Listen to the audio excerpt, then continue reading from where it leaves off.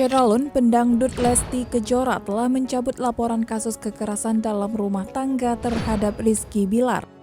Lesti datang ke Polres Metro Jakarta Selatan didampingi kuasa hukumnya Sandi Arifin pada Kamis 13 Oktober sekitar pukul 16.45 waktu Indonesia Barat.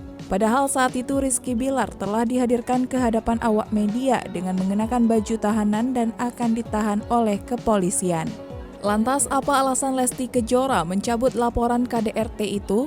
Kuasa hukum Rizky Bilar, Filipus Sitepu mengatakan, Lesti Kejora mencabut laporan setelah status suaminya tersangka dan harus ditahan. Alasan Lesti Kejora cabut laporan terhadap Rizky Bilar tak lain karena tak mau sang suami ditahan. Bahkan dikatakan Filipus, Lesti menemani Bilar hingga lewat tengah malam untuk menjaga suaminya itu.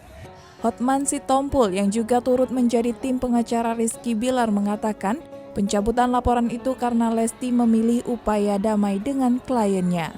Perdamaian klien dengan Lesti Kejora sudah terjadi sebelum pengumuman penahanan tersebut.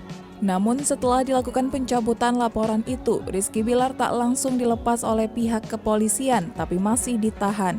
Hal ini yang disayangkan oleh pihaknya.